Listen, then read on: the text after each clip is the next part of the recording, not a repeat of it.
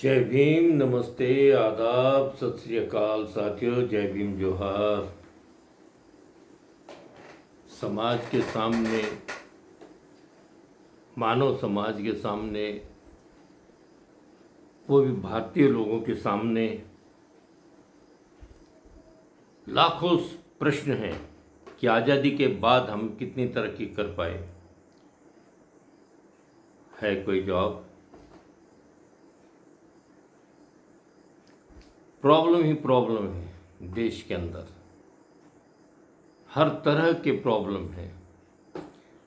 लेकिन जो प्रतिनिधि हम लोग चुन कर देते हैं, ये तो उनका दायित्व बनता है। राज सत्ता उनके हाथ में होती है। उन लोगों ने प्रण किया कि हमें सचमुच देश का कल्याण करना है। वक्त नहीं लगता है। गलत बातें रोक सकते हैं वो लोग, उनके हाथ में इतना पावर है। वो लोग चाहें तो देश के अंदर में वो निर्माण कर सकते हैं। राजनीतिक सारी सत्ता ताकत बहुत बलवान होती है। ये डॉक्टर बाबा साहब अम्बेडकर जी ने बतला दिया था कि अगर ये जो बहुजन लोग हैं भारत के, ये चाहें तो अपना प्रतिनिधि वहाँ चुनकर भेज सकते हैं। और बाबा साहब जितनी यहाँ के लोगों के लिए तरक्की के रास्ते लेकर आए थे, महात्मा गांधी जी ने वो सारे छीन लिए, वरना ये सारी बातें नहीं घटित होती इस देश के अंदर। उसका पूना करार से काफ़ी संबंध है। लोग अपना इतिहास नहीं देखना चाहते, अंधानुकरण करना चाहते हैं लोग। किसी ने ये भी नहीं पूछा कि वो पूना करार था क्या, और वो आज भी क्यों नहीं ढूंढना चाहते। उस समय अंग्रेजों से बाबा साहब बहुत कुछ तरक्की के रास्ते लेकर आए थे इस देश के अंदर।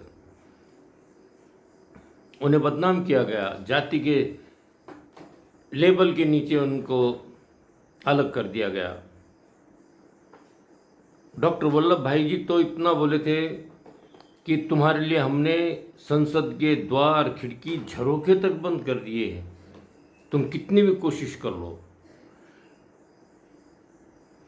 बाबा साहब को इतनी तकलीफ हुई इस देश के अंदर में। एक विद्वान, इतने पढ़े लिखे इंसान की कद्र नहीं की इस देश ने। नेहरू जी ने पार्लियामेंट में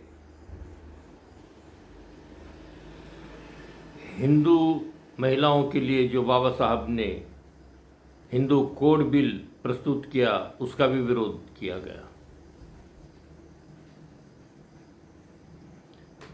हम लोग सजग नहीं है, देश के नागरिक सजग नहीं है। अगर देश के नागरिक अपने हक और अधिकार के प्रति सजग हो जाएं, तो मसले काफ़ी चुटकियों के साथ हल हो सकते हैं। अच्छे नेता, अच्छे प्रतिनिधि हम लोग चयन नहीं कर पाते हैं। और अब तो ईवीएम है, वो तो जादू का मंत्र है, वो तो जादू से ही चलता है। वहाँ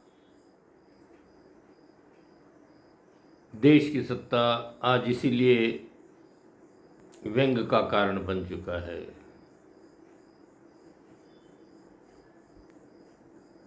हम लोगों को, देशवासियों को अंधश्रद्धाओं से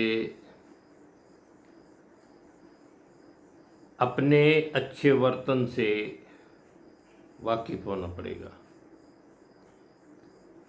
हमें अपने हक अधिकारों के प्रति सचेत रहना होगा, जानकार रहना होगा। हम आवाज़ उठानी भूल गए हैं। आज हम भगत सिंह जी को इसलिए मानते हैं कि उन्होंने असेंबली में धमाके किए थे। असेंबली में धमाके, और उन्होंने अपने प्राणों की आहुति दी। हम लोग इतिहास को फिर से नहीं पढ़ते, सिंहावलोकन नहीं करते। हमारे जो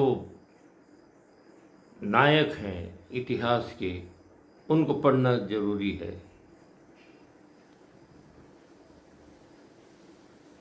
अच्छे लोग अच्छा नाम कमा जाते हैं। सदियों तक इतिहास में वो अपना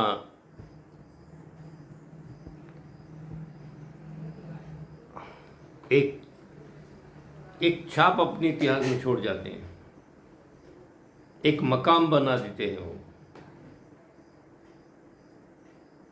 इतने अच्छे अच्छे नेता हैं नाम लेने के लिए। विवेकानंद जी हैं, डॉक्टर बाबा साहब अम्बेडकर जी हैं। बहुत लोगों ने इस देश के तरक्की के लिए चिंतन किया है। हम उन लोगों को ढूंढ ही नहीं पा रहे। आज भी अच्छे अच्छे नेता हैं इस देश के अंदर, मगर उन्हें मौका नहीं मिल पाता है सही ढंग से, वरना आज वो क्या नहीं करके दिखला सकते हैं। हमारी जिम्मेदारी है कि हम ऐसे लोगों को संसद में अपना एक नेतृत्व करने वाला व्यक्ति, सक्षम नेतृत्व वहाँ हम पहुँचाएं, ताकि देश के ये इस तरह स्थिति न हो पाए। देश में बहुत है, एक दूसरे पे भोंक सकते हैं, मगर वो काम नहीं करके दिखलाना चाहते जो हमें करने के लिए संसद में जाना है। हम एक दूसरे पर कींच उछालते हैं। तो हालात ऐसे हैं देश के कि बस एक तो देश जातियों में बट गया है और एक दूसरे के प्रति घृणा पैदा हो गई है, एक दूसरे के प्रति हेट्रेडनेस। ये सारे जोखिम भरे काम तो हो ही गए हैं। अब उनको हक अधिकारों के प्रति वंचित रखा जा रहा है। हम लोगों को अपने अधिकार मालूम होने चाहिए, पता रहने चाहिए, ताकि हम अच्छी खुशहाल ज़िंदगी जी सकें और औरों का भी कल्याण कर सकें। ऐसा पथ हमारे साथ होना चाहिए, न कि एक दूसरे से जाति भेद, एक दूसरे से हम नफरत करें। इस देश के अंदर में सदियों से एक दूसरे की इज्जत, ऐसे संस्कार अच्छे अच्छे किए गए हैं। अच्छे लोग अपने जीवन को कुर्बान कर गए हैं इस देश के लिए। आहुति, उनका समर्पण, उनका त्याग, बलिदान हम कैसे भूल सकते हैं।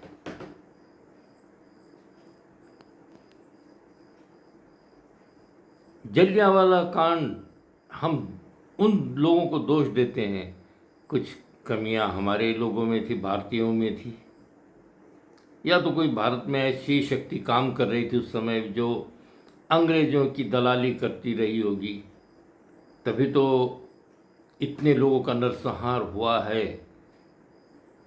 पाकिस्तान देखिए, जब अलग हुआ पार्टीशन, कितना खून खराबा हुआ है। आज़ादी इतनी आसानी से नहीं हुई है, कितना लहू बहा है, कितने लोग पाकिस्तान जब अलग हुआ वहाँ से वापस अपनी जान बचाकर इस भारत के अंदर आए। उनमें से हमारे माँ बाप भी रहे हैं।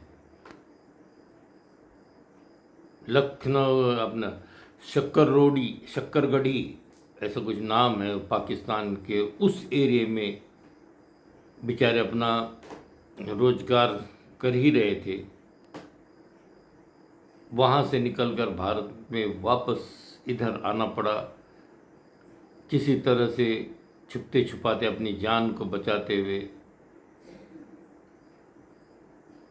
कहीं कहीं जहाँ जिधर ट्रेन का रुख मिला, जो भी संसाधन मिले